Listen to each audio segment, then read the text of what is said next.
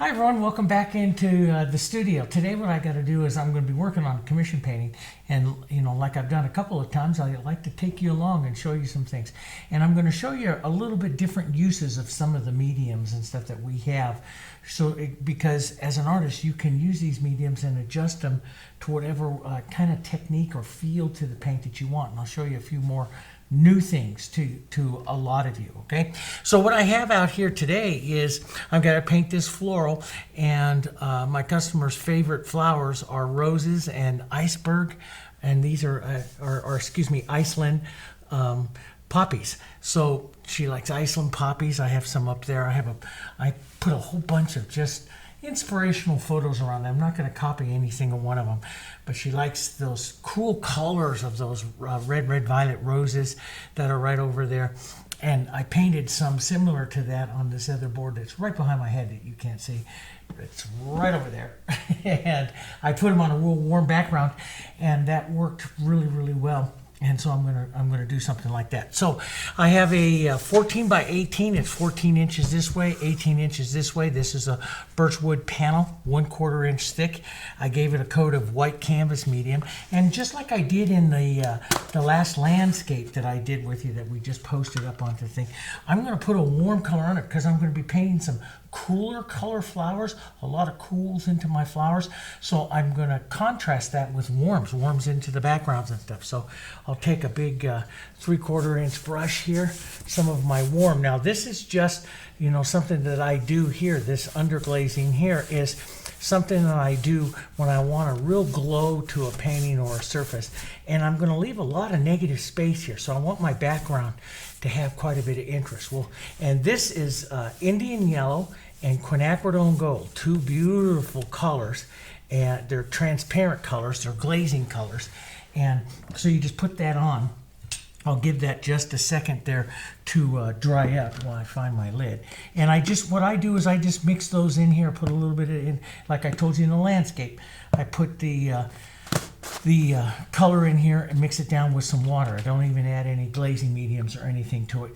I just add some water so it dries absolutely perfectly matte. And it takes just a couple of seconds because it's hot out here today. We're headed into our summer months out here in Nebraska, and it's hot. And not super hot, but it will dry. The big thing is the air is dry, so it'll dry pretty quickly. Now my colors, while that's tacking up there, my colors are out here.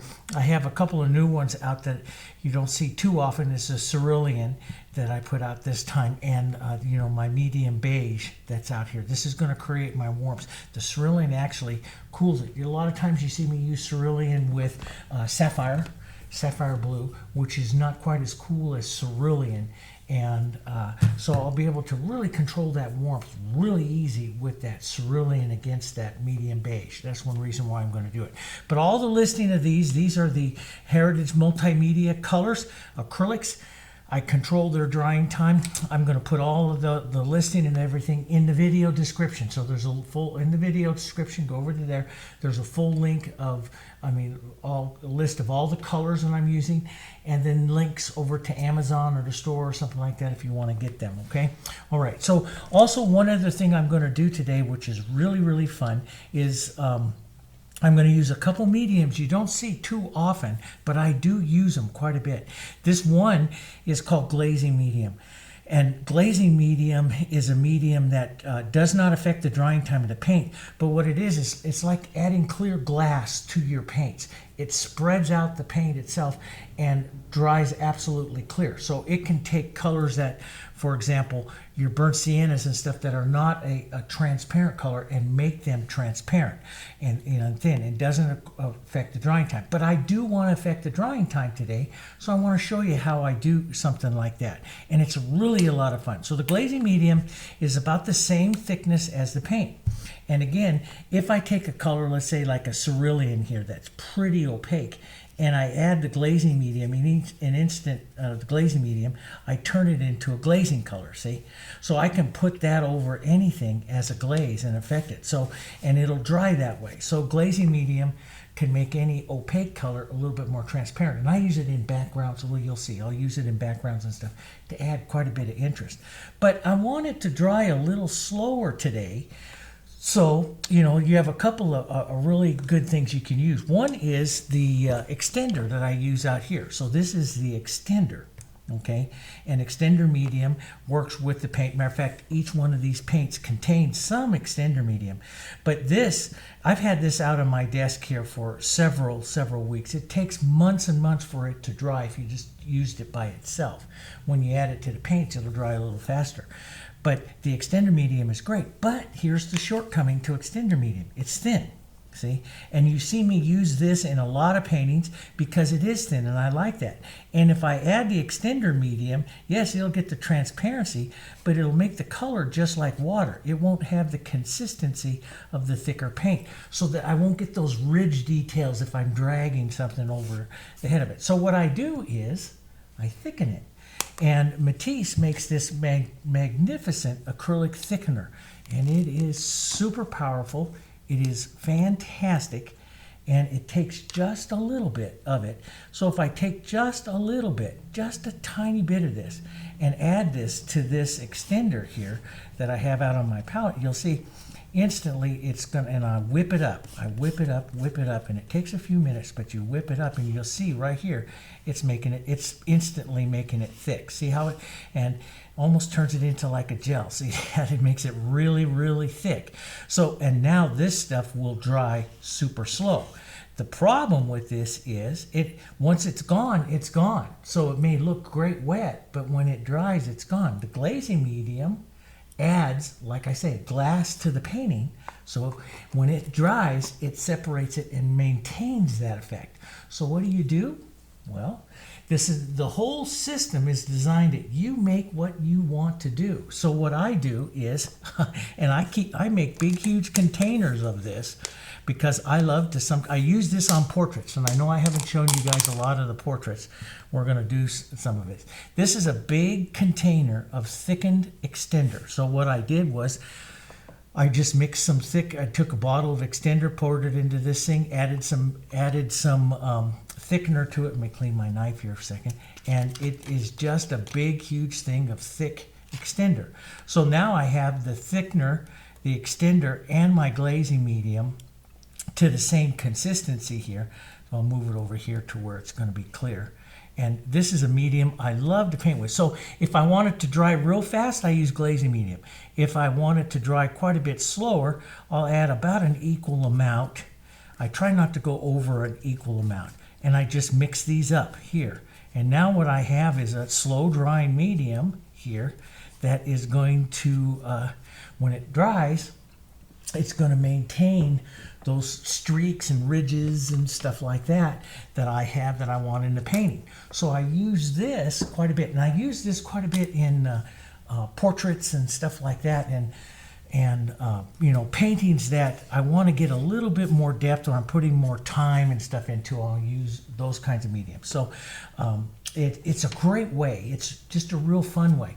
What do you do with some of these mediums is you control what it is that you want. So, you know, in the wintertime, when, around here, when the paints and stuff don't dry quite as fast as they do here right now at this time of year, I don't use as much extenders. But depending on it, if I'm going out plein air or something like that, and I want a little bit longer working time with it, I might just take some of this real thick extender, mix it right into my paints before I go out into the field, and now I have a very slow drying acrylic. And the more you use, the slower it dries. I usually never go above 1 to 1. Most of the time I like it 3 parts paint, 1 part extender is one of my favorite types of painting paints if I want them to stay wet.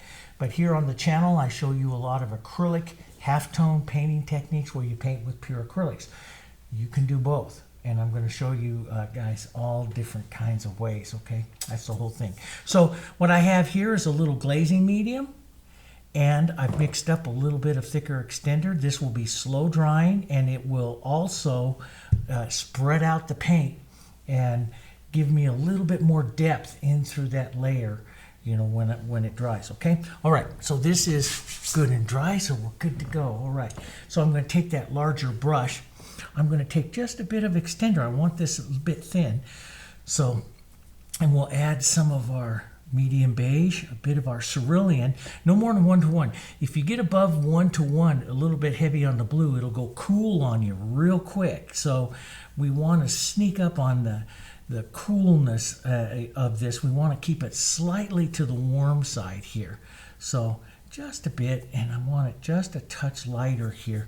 That's kind of a pretty color. I want to get some variation though as I'm going to work through. So I'm going to work this a couple of times. Now, I use the extender because I want this thin, and I want to get this modeling to the background, which is going to make the flowers that I'm going to do really fun. So we'll keep it thin. We'll keep it thin with a little bit of extender here. We'll sneak up into this cerulean here.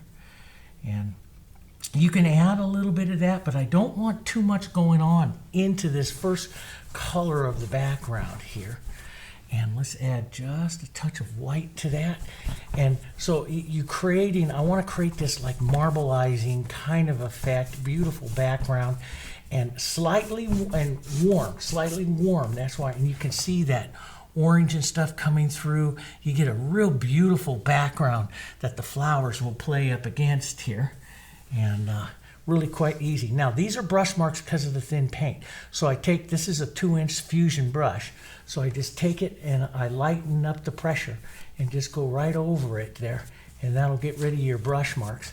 Now I don't want to make all my movements vertical, so I'll pull some horizontal, pull some at an angle here and through to create some movement and stuff like that to that particular background. But it's got this beautiful, I don't know if the camera can really pick that all up, it's got this beautiful warm kind of a glow to it that I really like.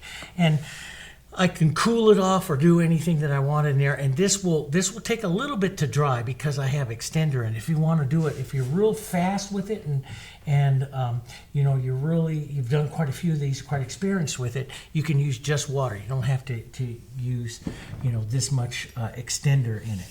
So let's just move some of this right off over here to the side here for a minute, and then we'll go in here with we'll move some of our colors. Now as I go to move the colors, this is real slippery because of the extender in it. See, and I wish you could feel this. It just feels amazing.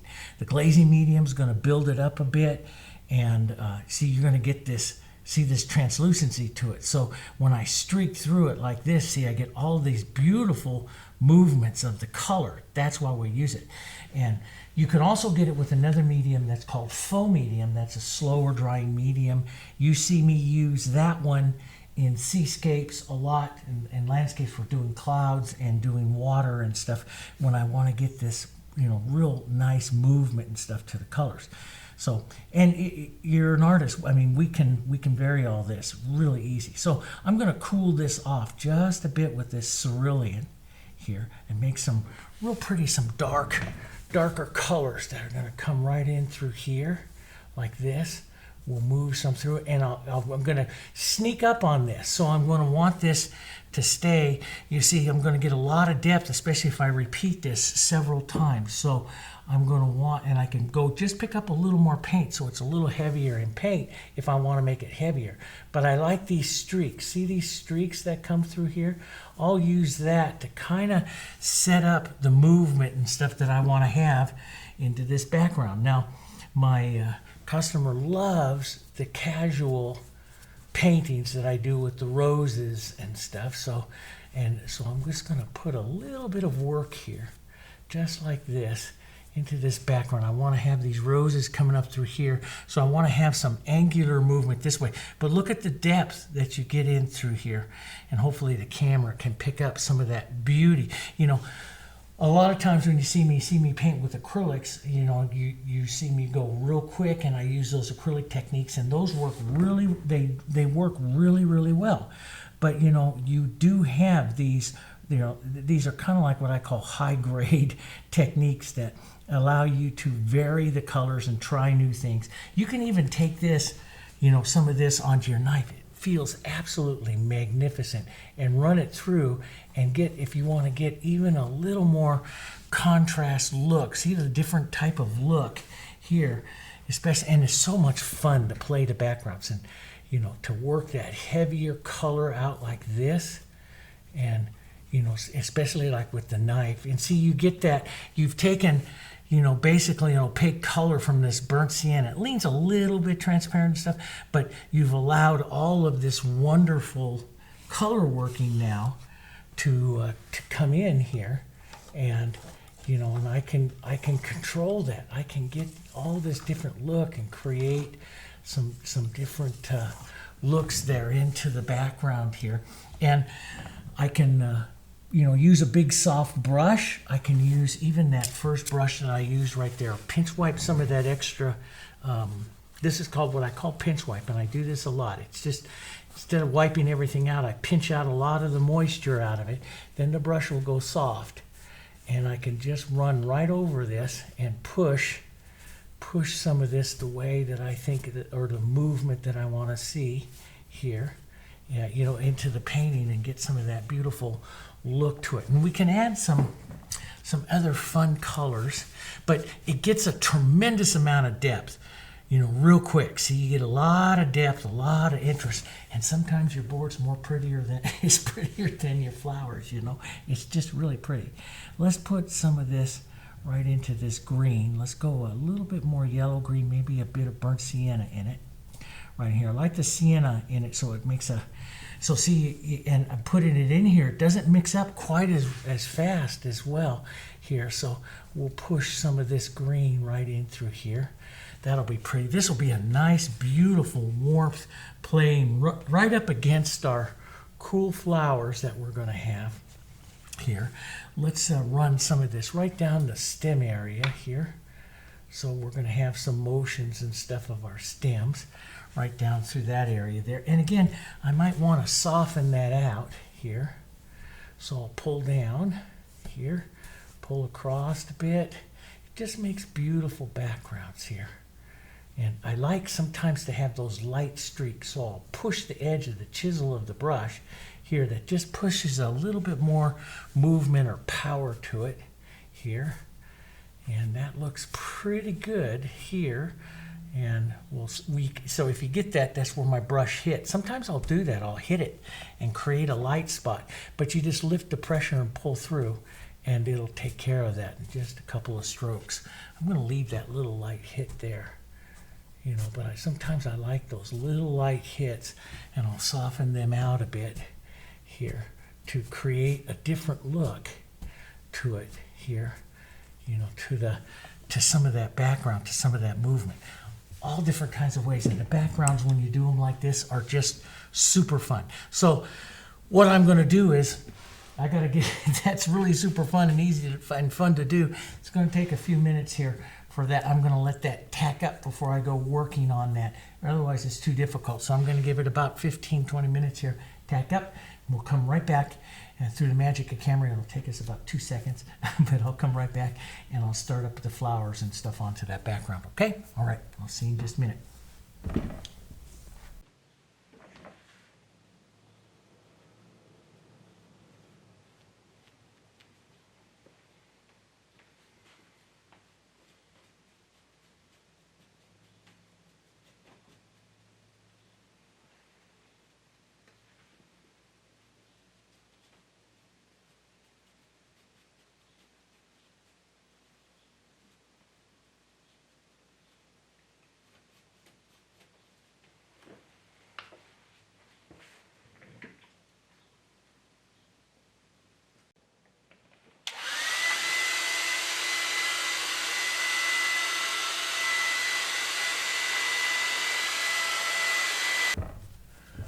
Hi everyone, okay, welcome back. Well, I decided, as it was drying, I decided to add, and you saw that I started to add a little bit of kind of circular motion with some of my knife and brush, and then I added just a little bit more.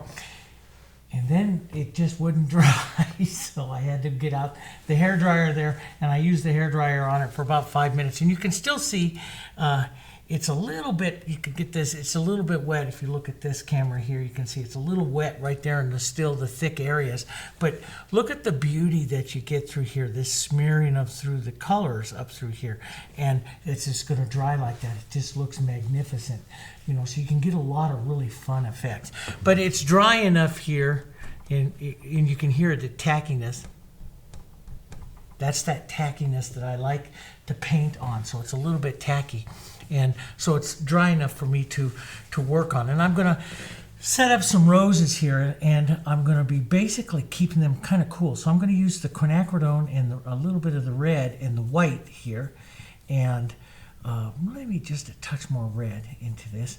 Right there is a nice intermediate here, value-wise, right in the middle value. So this is a 6. It'll dry down to a 5.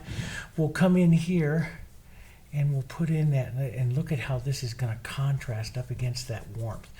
We'll put one right here. So I'm looking at maybe a rose like there that I will put right here. We'll change their positions because I want to kind of preserve that. So we'll stop that one right there. I kind of like that area there.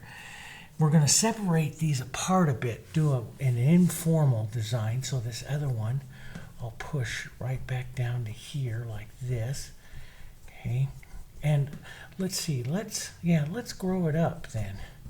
So I kind of sketch this all in just like this. And if I need to move anything, you know, I can rinse this brush with just a little bit of water. If I need to move anything, I can move it really easier or take something out. But, you know, I'll even soften sometimes these colors right down into that background, just like that. Now, one of the things before I get going here is I'm going to take even some of my dark red violet, nice, really super cool red violet, and I'll come in here and circle in a bit of the center, and this will set and help me see the rose, set the gaze of the rose.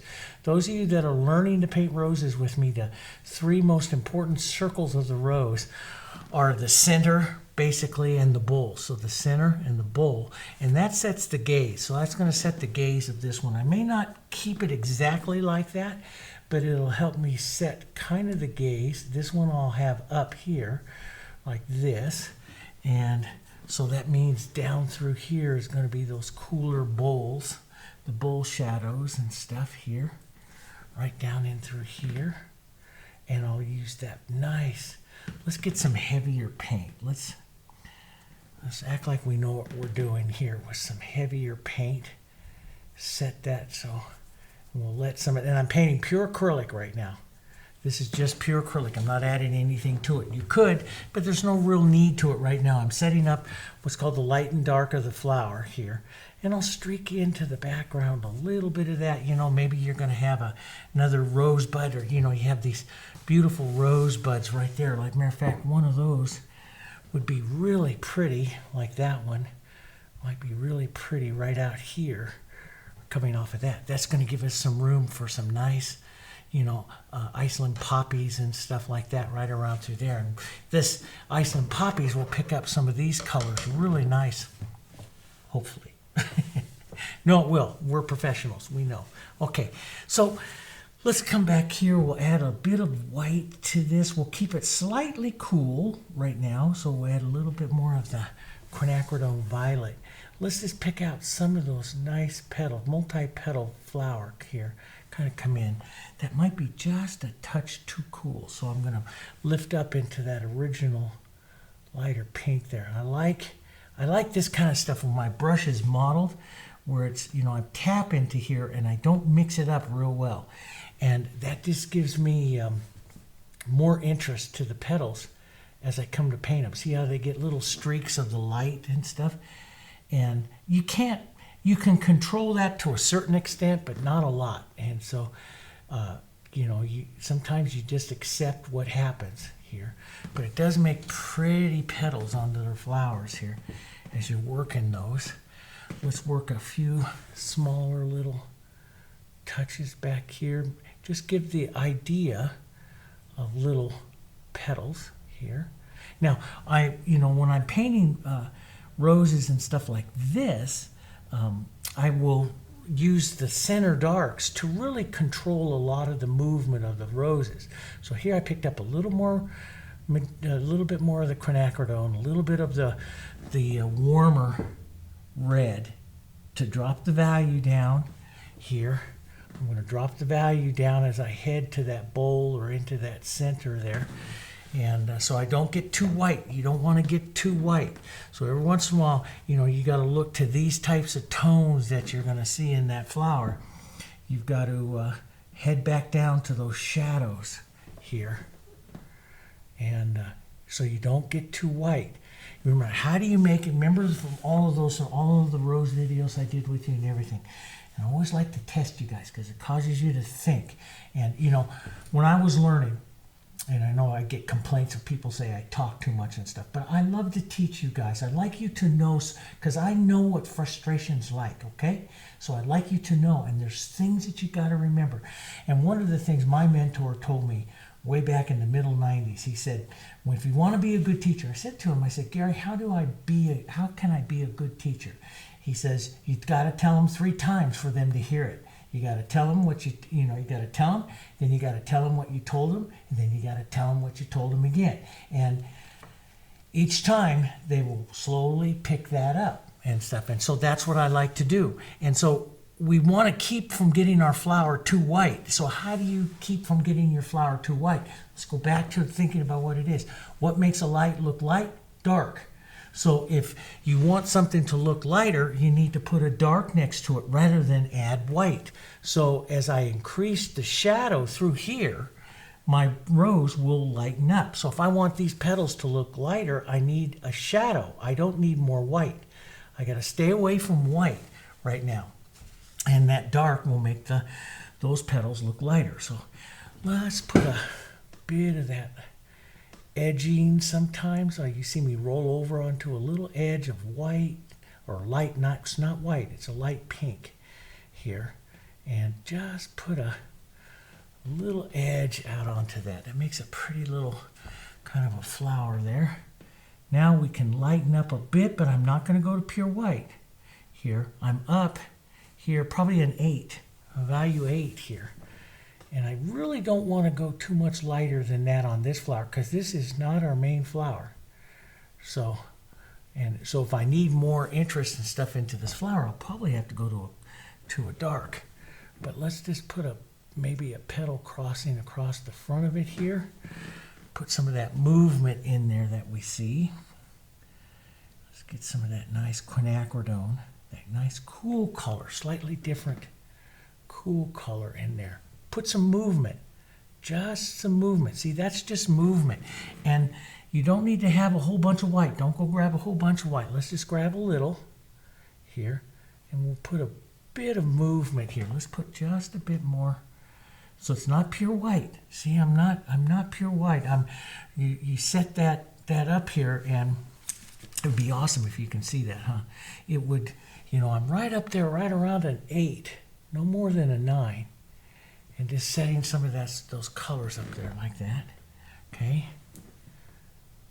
And we'll just drop that in here. And it helps me kind of set that flower. There's a lot of, subtle little shadow movement petals and stuff in there we could do, to get more interest and stuff into on this side. You could set in more shadow petals. Shadow petals, you can make a petal with light. You can also make a petal with shadow as a little difference here. But the big thing is we want to preserve that bowl here. Let's put a little bit of pink and light out through that here. And I love to just move that around with my finger. Now I'm painting just pure acrylic here. I'm not even adding any extender. You can, but I love to paint acrylic, and everything here is so wet. It's just gonna stay that way for a little bit. Now, see what I'm doing. I'm kind of, and this is what I like to do. And I don't say this enough in some of my rose videos. A lot of times I'll start out the rose like what I'm doing here, and then I'll build it back and forth, changing the petals a little bit, build it. What I'm actually doing is building a lot of paint, so the front of that rose is going to come off. And I try to keep some of the rose structure intact as I'm building it, but what I'm doing is really putting on some paint here and preserving the movement of that paint, okay?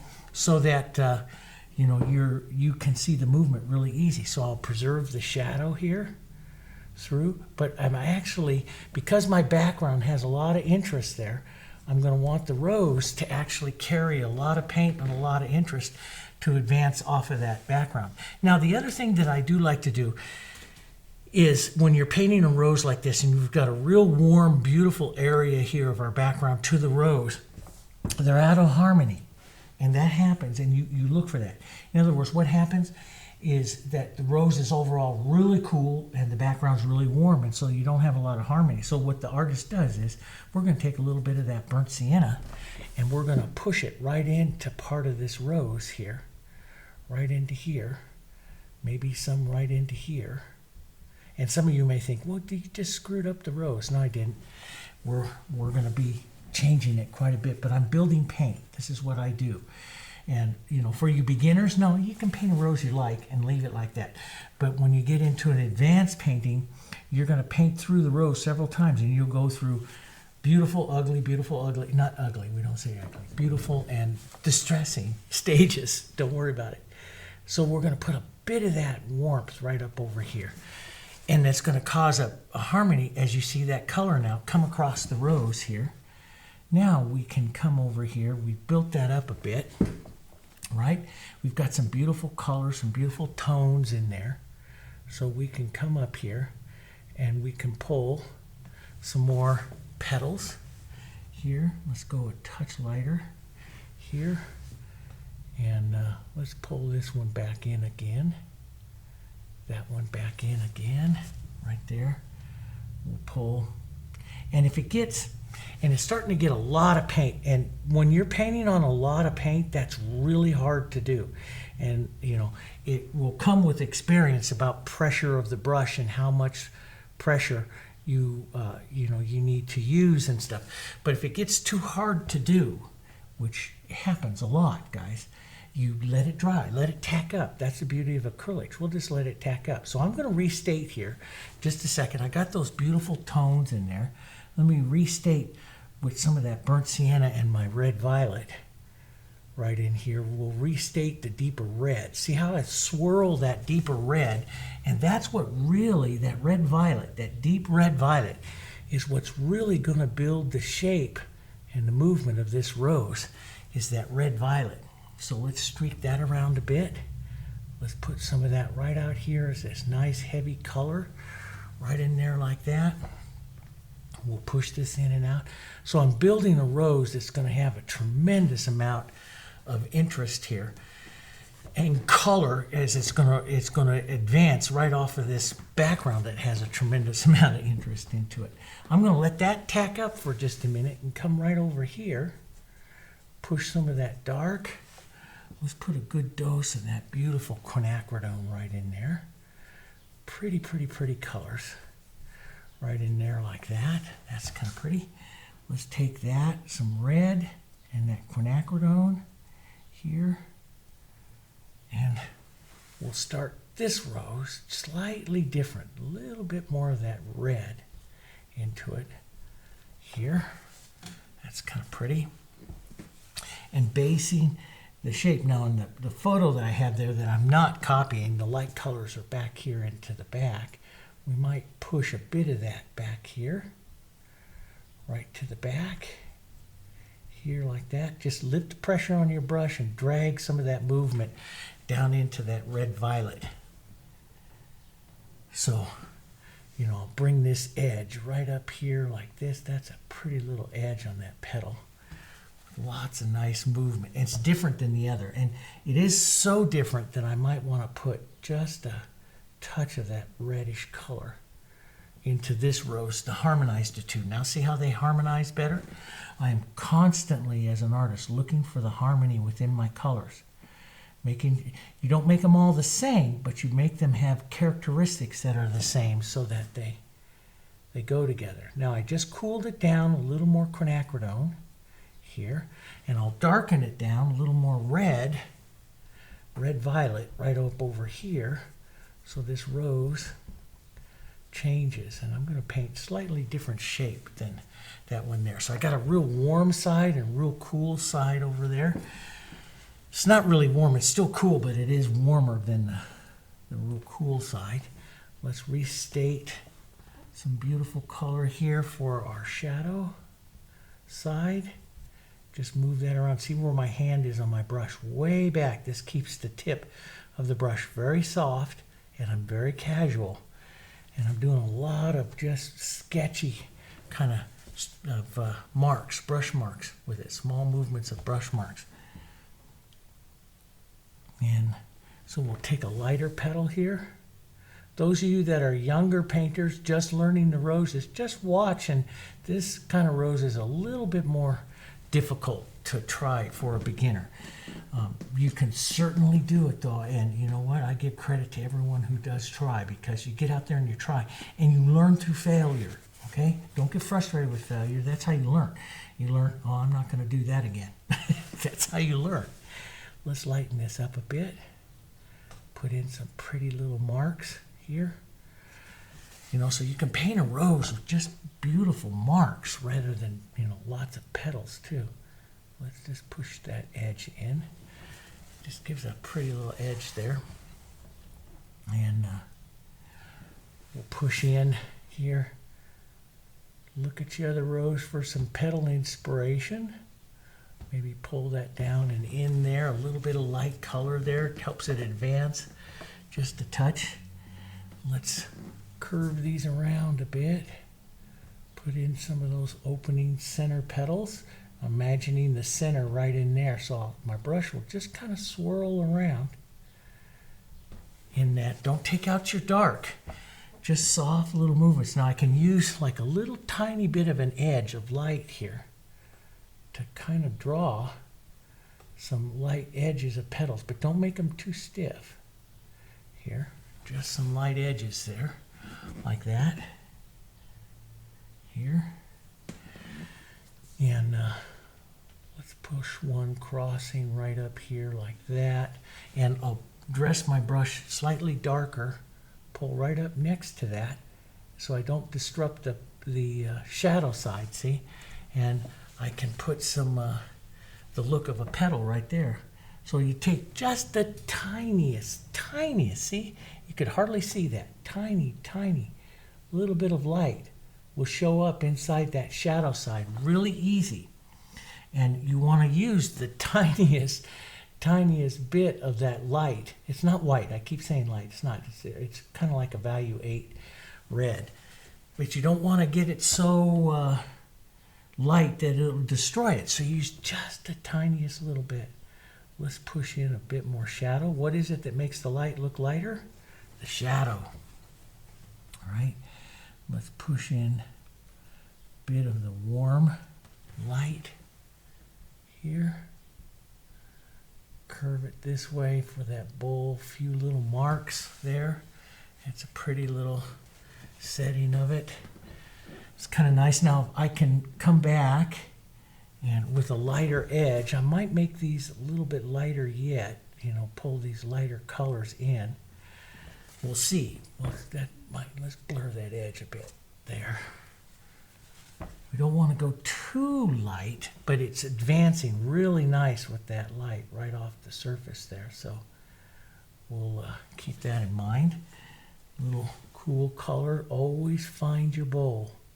Don't ever lose your bowl in the painting of the rose. That's what the bowl is, what gives the shape to the rose. So don't lose that bowl shadow. You saw me in the 30 Days of Roses. Hit you guys with that every time. Don't lose that bowl. So here, see, I come this way, down, down, down. I'm thinking roundness into the bowl. So every movement, every movement of my brush, I'm thinking into the bowl. How's that? Because those petals are coming down into the bowl, see? So every movement of your brush, don't just pull your brush down. Curve it so that it meets up into the bowl there, okay? It's a little different than a pure alla prima mark that we take with the brush, you know, because we're thinking about pulling it into the, you know, into the bowl there. So now I want to restate a real powerful little red Quinacridone right in there and get a beauty to that dark. And I'm going to leave some of that marks. This is just going to be me for my, I know my customer likes that. And so we'll grab that contrast like that. I love, and quinacridone is beautiful for that. Push some of that into little touches of that rose there. See, and so a lot of times, guys, what I do is, you know, these darks are what really paints a lot of things. And so and when I start to lose, and it happens, and I get it all the time, and I get questions all the time, you know, people always say, oh, I lose my rose. And the natural habit is when you're losing that rose is to start dumping more white into there so you can try to find it. No, the answer is not white. White's a killer. The answer is shadow. Get your shadows back to where you can see it. It is the shadows that make the rose, that make the beautiful flowers. It's the shadows. The lights do nothing but are there just for contrast and interest. It's the shadows that make the flowers. So we'll push a bit of that. Let's just hit a touch of that light right over there. And so see, I redressed all my shadows in there now before I come in with these little bits of light. So my lights don't have to be quite as light to show up there. They don't have to be as light. They can be a touch darker, and they'll show up. They'll have the power. Let's warm that just a bit more. Get a nice, little bit lighter warmth here. Here, just like that. Let's push one in. A little bit of light on the edge. Right here, draw that in this way. Here to round that just a bit. It's kind of pretty. It could use a dose of that red violet.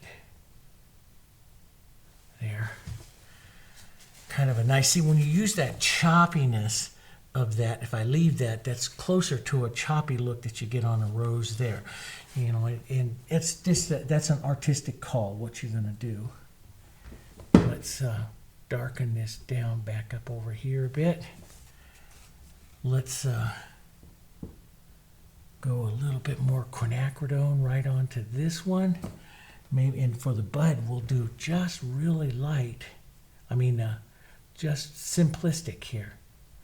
Just like that. Just a nice little simplistic bud. I like that real dark on there. I want to get some more quinacridone. Just heavy duty quinacridone right in there. Because it's so pretty, you know, and into the rose on that side, especially playing up against this super warm background. Now we need to have just a touch of our siennas in there, burnt siennas, to also create that harmony over here. So I'm just going to put some on and pull it through a bit, just like that.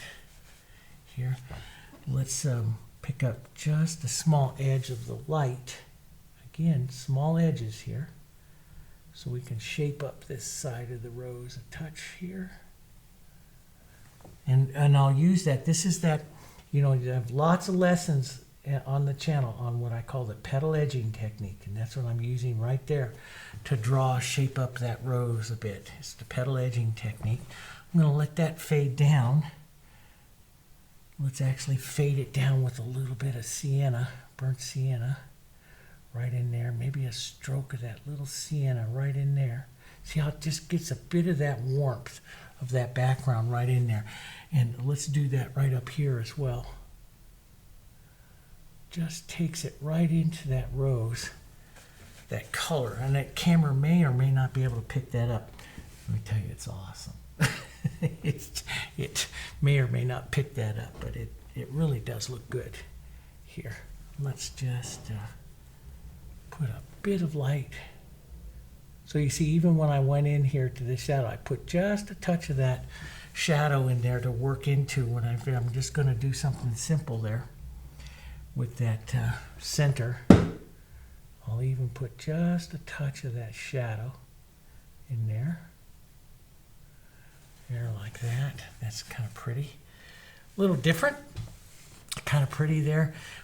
Let's go with some green and burnt sienna right over here we'll just do a simple little calyx there. Maybe up, maybe a little bit of the yellow green there too, up onto the rosebud there, just as a little septal there or something. And some green burnt sienna coming through here. That's kind of nice. Let's drag some of that through before we go paint our nice Iceland poppies here. So I see now, see, I preserved that, what I really like coming off of that. When I have a nice movement to the background like that, I won't really even do you know, a leaf or anything out there. I might put some right out there, but I won't even really do a leaf or anything like that. We captured some of the colors and stuff of that one there that I kind of wanted to do. Before I go do some Iceland poppies, I'm going to take some of the green. Let's get some of our yellows. You know, cerulean makes beautiful greens, especially into this painting. Let's go cerulean and the Hansa. Look at the beautiful greens that you get off of this one. And that would be a beautiful green, cooler color. We could warm that, touch of burnt sienna here. Oh yeah, that's pretty. We'll do a little V shape here, like that. And maybe one more, so you get that trinity of leaves there. And sometimes I'll pull those off a bit to just pull the edges off a bit and let some, and it gets a natural harmony when you do that right away, because the background you know, comes up, shows through, so it makes it look like you know what you're doing right away. I'm going to take a little bit of our dark green from our center, which was pine green burnt sienna, maybe just a little touch of the red violet in there, which is super cool, and push a shadow right up there, maybe a little shadow. You know, little touches of vein, or little touches of vein lines or stems you can put in there. But that's really kind of a pretty set to the leaves. Let's go more yellow, maybe a touch of white, even a little bit of our medium beige will warm the leaf here, give it a different color. We'll look at that and look at the colors. Is it too different? Might be just a touch, so I'm going to add just a bit more green and blue here. I like variations to the leaves. Variations to the leaves and the coloring of your leaves just adds so much to your painting. And I like to put the variations in, but it can't be huge. So let's push in another little oval shape here, slightly pointed there. And this coming in on that side. Let's darken down a bit, because we're heading over here into some shadow here, and I'm going to push some of that right into here, and then I'm going to take it back a bit here, take it off edge, so it's not going to be perfect. And I like to do this a lot too. These are little half-tone strokes. It's right between, it's a tone right between here, where it's a shadow, and my light, and I'll mix that up. It's what we call a half-tone. And I just take that off a bit, and I can work that shadow up that side, or a few strokes of shadow if I want to add more interest to that leaf. And I can do the same thing with the light. Maybe even a little more blue into that light, because the blue would be pretty, as long as we don't go pure blue, but you know, adding some of the blue into here would be pretty as well, because it would be a complement, right? And to what the colors that we're showing right now anyway. So it would be pretty there to work some blue, some touches and stuff of blue. But those yellow greens look really nice as well. Once I get that light there, then I can say, okay, well, maybe I will do a little touch of some yellow greens or greens out here. You know, just some other colors right out here. And sometimes I'll take this and just blur those, so you can't see where the edges is, and so you just see the colors going out there. And some people like that, some people don't. I love it. And and to me it works really well with the casual side of that, the nature of that. Let's put some dark touches. That's a little too violet. A little more green into that. Some dark touches right out here. We'll push some of this in so it gives us a nice area to build some of our fun little poppies that we want to do. And we might put a poppy or two right out here. So I'm just going to open that area up a few little stems. I don't want to destroy that pretty little smeary there, but I'll put a few stems in there. So just ideas. Here, just use the chisel of your brush and lighten up, and you can see up there the poppies. They don't have much of a leaf or so, but they have a lot of stem action and stuff going through. So we'll push some of that right in there like that. And that's pretty good. Let's get a little warmer, a little more green. I'm going to push a bit more greens into this, a little bit different. And I want to soften that out a bit, just so I let some of that background show through there. If I feel like something it looks a little too stiff, and they'll started to look a little, see now they're softer. If it starts to look a little too stiff, like it goes standing out there like that, you got too much color. So just kind of wipe it down. If you can't get through it, just put a little water on your towel and just wipe right through it. So, but there's all kinds of ways to get around some of that too. Like I can take my big brush here. This is my bigger brush. And when I do a lot of these types of accents, I do like a bigger brush. And I can take that, see, I can push that green out. I'll take some of this burnt sienna, a little bit of green, some of those colors that are right in there. And I'll push some of that contrast down here, right down like that, which not only takes away some of that green, but adds more movement interest here into the painting, which I like. I like these kinds of little things. I just like those things. Now, if I want to lighten up for the area of that poppy, I can take a paper towel here with some water, just the tiniest bit of that in there. And you pull through and you can lighten up. See, I can even lighten up back to some of my original stuff. That's the beauty of the acrylics that, don't really dry for 28 hours. So you can use some of this, but you can definitely use it within the first couple hours. But here we go. We'll pull through just a bit, some of that movement, that interest back there. I like sometimes those little spots through there to kind of show up like that. So I'll pull through just a bit, a little bit of light pulling through. Don't want to touch that one up there. You can add extenders if you want to work them and blend them a little bit. You can use water as your solvent. I show you that all the time.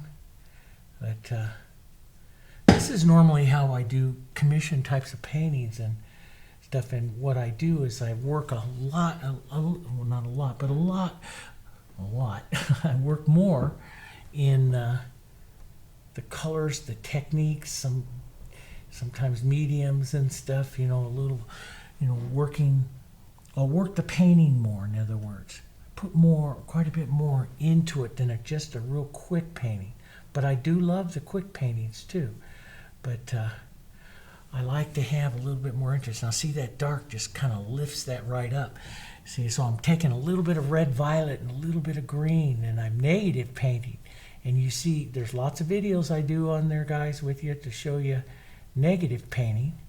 And I'll negative paint to pull out certain areas and stuff around the flower. Okay, so that looks pretty good. Now, one of the things that you can do also is we have this beautiful yellow oxide. We can take a bit of the burnt sienna into that, and we can use that down into the warmth area of the rose, like right in there. Now see that yellowy kind of warmth, and then we can add just a touch of the light through that, and that will pull this background right into the rose and pull the lighter warmth. So we still can preserve some of those pinky colors, but yet, especially on this big one, the big, huge center one here, we could pull bit more contrast of warmth into it.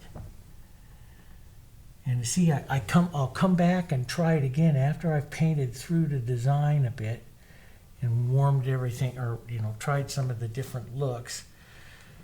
I'll come back and you see how that just added a tremendous amount of contrast to the painting. Let's put a little bit over here.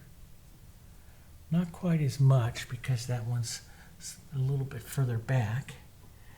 But these are things that I try and the others, the pinker one looked just fine too. But if you want to try, some of you like a lot of contrast, and some of you don't. I mean, that's the beautiful thing.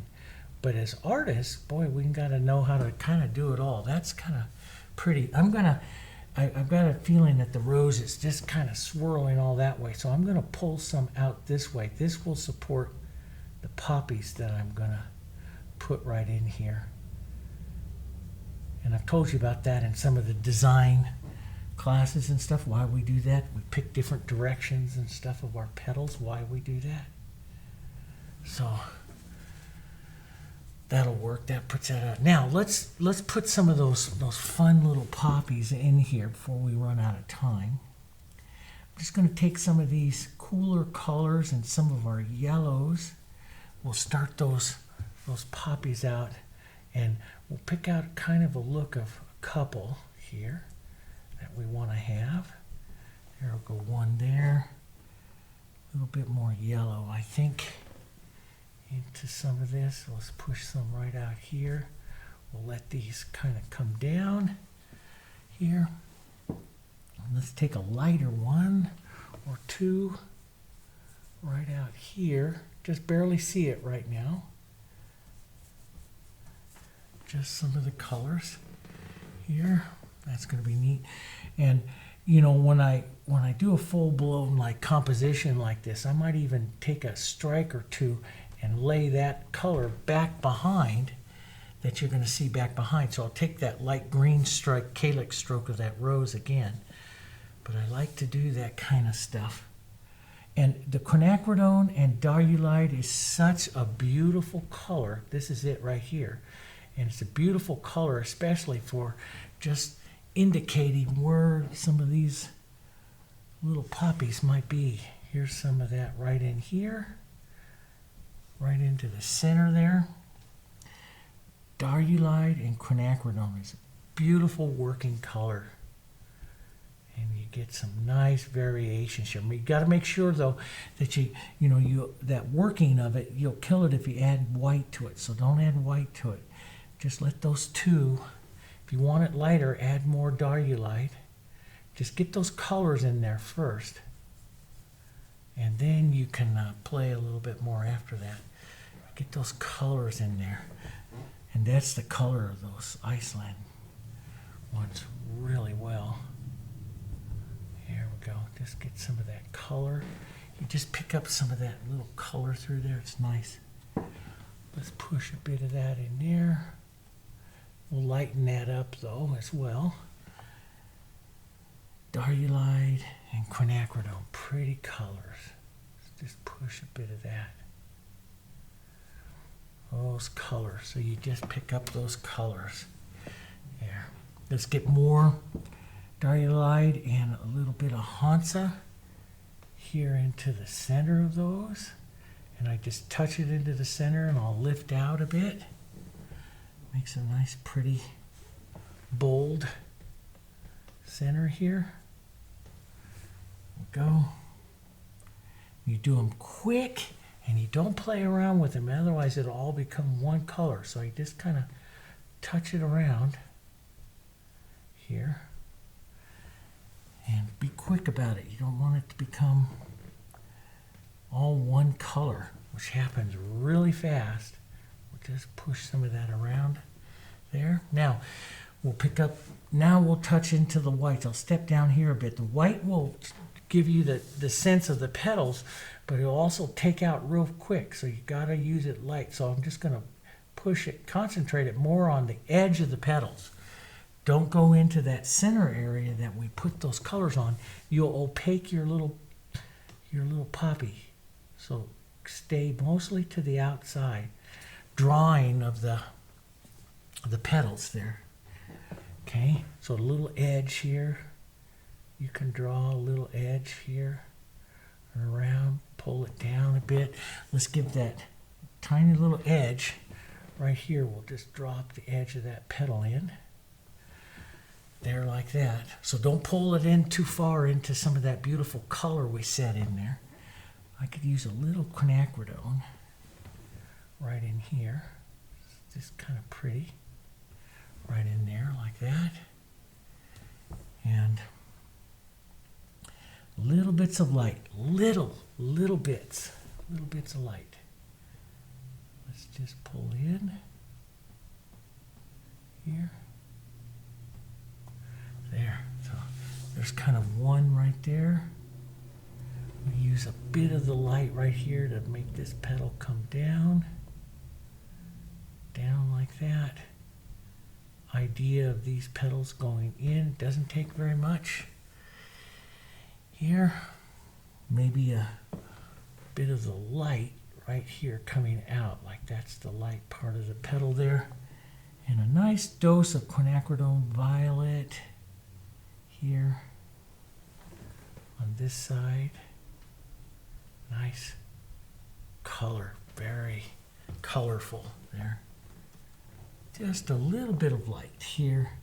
So I use the light really to kind of shape the outsides of the petals, and I keep that color really right into the center there, like that. Need a new paper towel. This is what I'm painting most of this with is a number 10 Fusion Flat. But you know, when you're going to do petals like this on the Iceland poppies and stuff, the filbert works just as well, just as nice. It's actually easier sometimes with that little filbert. But I just want to give the impression or the idea, like I can give just the idea that that's an outside poppy petal here. I don't have to paint a whole bunch of stuff, you know, and the viewer will see these as poppies and stuff here, opened up, you know. These are older poppies, more opened up here. And I can take just that little edge of paint that's right there I found on my palette and just draw this one. Just a touch there. So not too much white. You'll kill the painting here with too much white. Just little ideas of it here. Little indications of it. We'll go maybe a touch more up here where our background's lighter. Stuff will push in this one a bit lighter here. Maybe a little bit more yellow into it. Get those beautiful colors up there, the yellows and the lights. Let's put a real pretty light here. That'll give a good light direction, sense of light here to them as well. And see if I don't stroke too much, and that's really hard. Okay, if you don't paint too much, you can leave those color modulations happening in there. See on my palette? See how none of this is mixed up, guys? Okay, and so many times that people say, oh, I can't do it, and then I go look at their palette and it looks like this, one color. You're not getting that interest if it's there with one color. Does that make sense? Okay. So you tap these things together. When you're painting fun little blossoms and stuff like that, you tap these things together so that the colors aren't just one color. You do what I call modulate them. You put them in that they don't just come in as one color. You get multiple little colors, modeling them and modulating them here, not blending them. Here we go. Now I may want to soften that out, so I'll just pull off some of that right like that. That's kind of pretty. Let's just put in like the idea of one right in there. That could be like an idea there, poppy idea. Here, one right there. it's kind of pretty. And see, don't mix up too much. Just push on some pretty colors there. That's kind of nice. Now let's take a little bit of red violet and pine green here. We'll tap in just a bit of the darks into the centers of those little poppies here. You can tap the light little areas as well with some lighter yellows. But we'll just tap a bit of that around right into that center there. Here. I just touched by my eye with it. Look at the camera. Do I get touched by my eye with that red violet? I filmed one. I'll tell you the story. I filmed one that I was doing a landscape, and filmed it all, got it all done there. And I had scratched my cheek at some point in time, but I did it with sapphire right down the side of the cheek. So I filmed about an hour of it. When we got into editing, and went, uh-oh. How do you fix that? There's just no way to fix that. I had put sapphire all over my face and didn't even realize it. And I never even looked at the camera to monitor to see. Crazy things we do. A little bit of yellow, Hansa Yellow, and some white here, just not mixed real well. We'll tap a few little pollen dot kind of things up here, up onto the light side here. Just a couple of them. This is high contrast, so you don't want to take away from your roses too much. If it gets too much, just tap them with your brush, the other end, the opened end over your brush that doesn't have any color, and that'll soften them out. Push a bit of those in there. That's just kind of pretty there. And yeah, I might take some of this warmer color here, a little bit of that Hansa, some of this nice warm poppy color, and push that right into the rose right there. Especially this big forward one. Now what does that do? That harmonizes the poppies and the rose.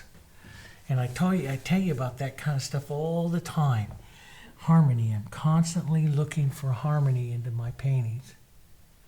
And sometimes it doesn't come to the very end of the painting as I cross the colors. I don't have to worry too much about that cool color. It's showing up pretty well in the painting here. But I'll just put a bit of this poppy color here, right there on the edges of those roses, and that pulls them together a bit more. It's a different type of painting, but I know customers are going to love that. This is the colors that they like. So it's all those colors. You see, we grabbed all those colors, and I find that, you know, yeah, you can make all kinds of mistakes with your structure and stuff if you have the colors correct. Because people love the colors too, you know. And that's a lot what Frank Cavino, the wonderful colorist Frank Cavino, said. People buy off the color first. There's just a little bit of the quinacridone pushed back into the poppies, pulling that color back down and around that way there. It's kind of pretty. Now, let's just take some of this Diarylide and Quinacridone, not mixed real well here. And let's see if what we can do. Go to my 3/4 inch brush here. Push some of that into this burnt sienna and stuff. Pretty colors here. Push some of that down just a bit here. Soften it out, but push some of that down. So, and then we'll tap into a tiny bit of light, not much, and because you can see how powerful this light is, and we'll push that around here. So that just a bit of extender, and why I'm doing that is cause the colors to slide a bit more. And we'll pull. See, I'm just looking at color, just some of that color disappearing down here, down below. Here, matter of fact, we might, let's just shape up one or two more like little ones falling away here. Just the idea. See, it doesn't need to be perfect like the other ones up there. You just put on a couple outside petals here, like, and it'll help the viewer visualize that that's a poppy there, you know, falling away. And it just pulls your eye down, see, down through here softly. Here we go.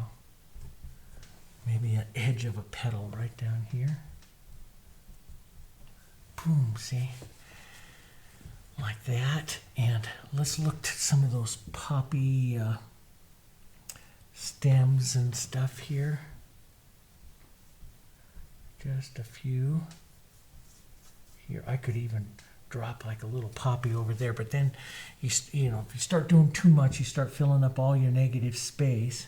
It's like this, and I like the composition to follow the form of the outside of the board and stuff here. So, and so I don't want to fill up too much, but I do like, you know, the poppy leaves are just little short things like that. So if I can give just some real quick strikes of color here, just to emulate some of that movement, but not be too precise here.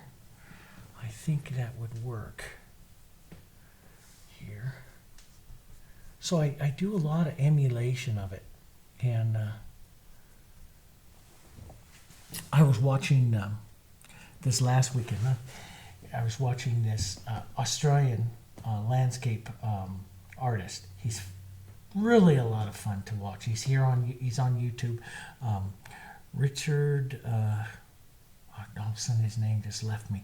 I watched him like all weekend long. He's so much fun. He goes out in the outback and paints and does textures, and he puts out like $300 worth of oil paint and paints these big Belgian linen canvases and stuff. It's just so much powerful. But he said one thing to me that just stuck with me. You know, if you can watch all YouTube artists and learn things, he said something that really changed me a lot. He said he paints, so if his subject is here, he paints here, and he's more of an impressionistic landscape painter. And he'll take this, get the impression of it, and then come back over here and paint it, and that keeps him from copying. And it's fantastic. And you know, he's one that you should look up and stuff, because he's just fun, and his channel's growing, and he's going to be great to watch. Yeah, he's just because it's just fun. It's not, but you know, I appreciate some of the stuff that he does, and you know, especially as the artist, I appreciate the art and the love of nature and the thoughtfulness that he puts into his paintings. Is pretty nice.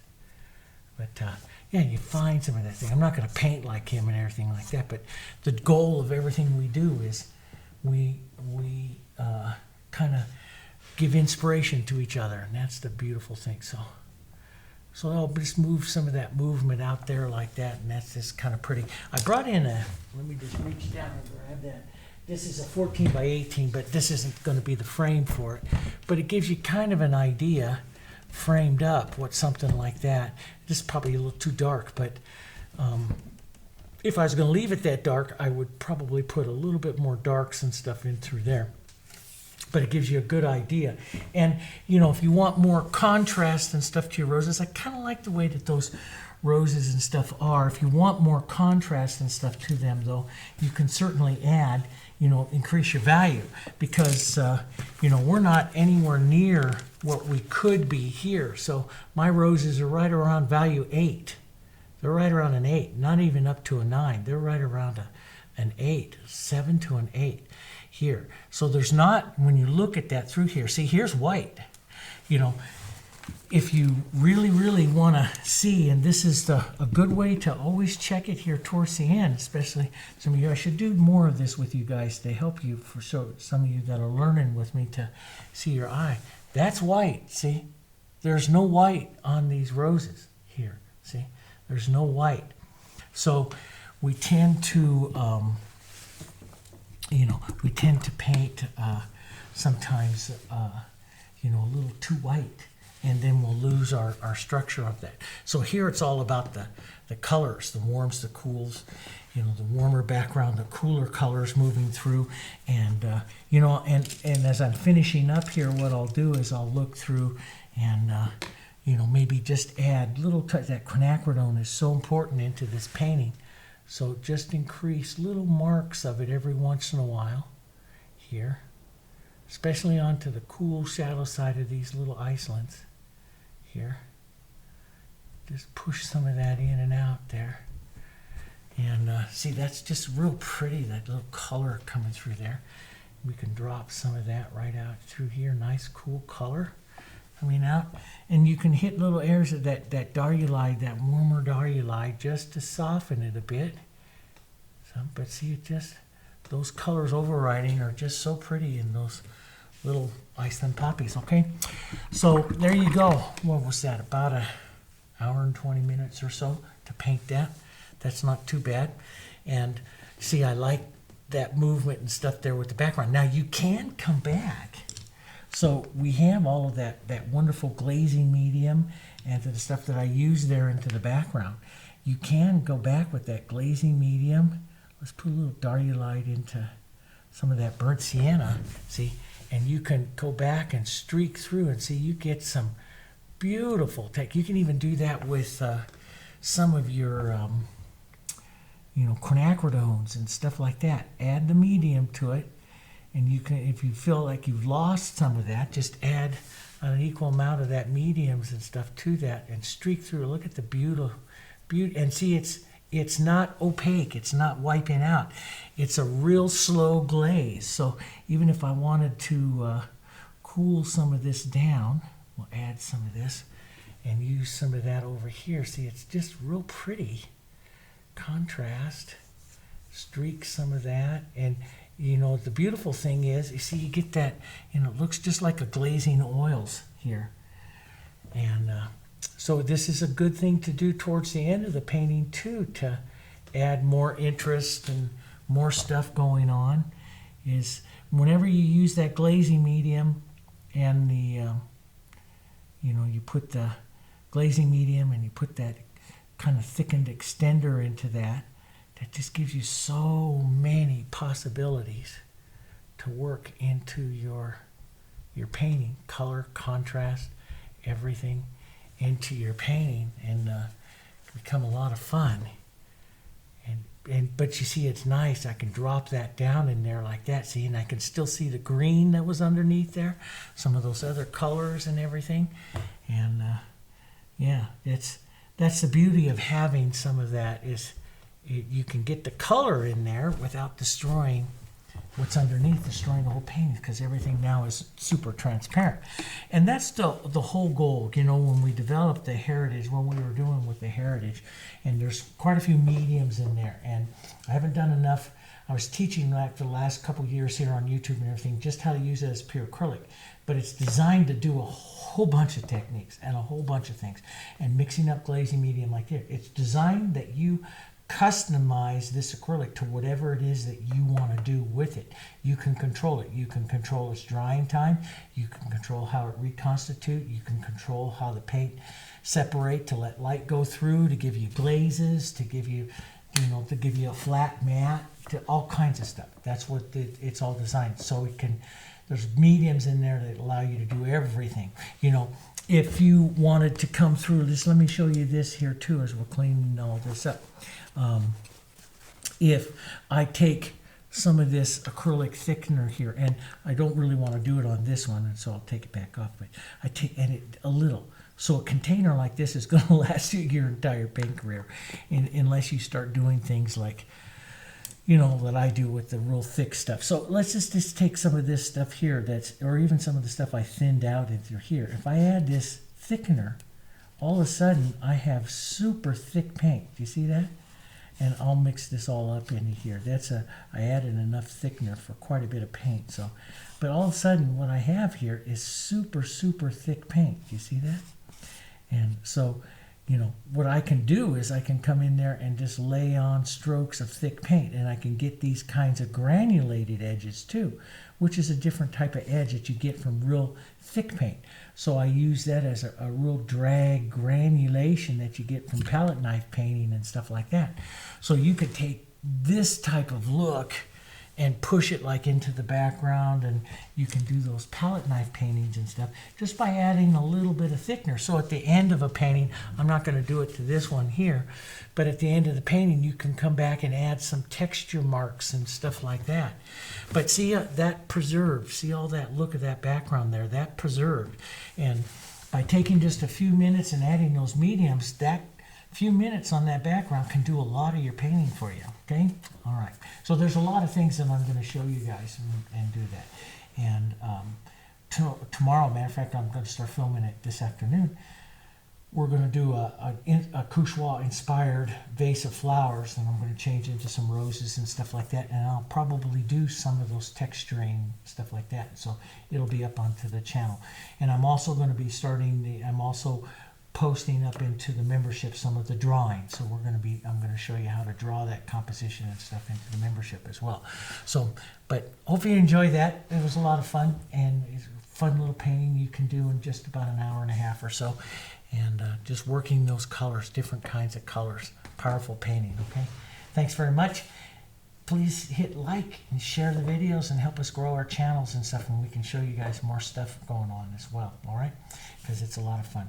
And I'll move that one off to the side, and we've got a Western to paint there as well, too. So we've got a lot of stuff lined up. Got them stacked up on easels back there, all lined up, ready to film. Thanks very much, guys, and don't forget to subscribe. Don't forget to like. Don't forget to check out the links. And those of you that want to, like I've said in the other videos, we have a gallery site. You know, you ask us about our gallery, our paintings and stuff. We have a gallery site, jansenartgallery.com. I'll put the link in the video description down below. But we've uploaded over this last weekend our 500th painting up there. So you can go through and just scroll through, see some of the paintings, and, you know, get inspired and have some fun just looking at some of the paintings that I've done over the years and stuff over there in the gallery site. It's just a nice site to go look and see, okay? All right, guys. Thanks very much. I'll see you on the next one in just a day or two. Okay, see you later. Bye.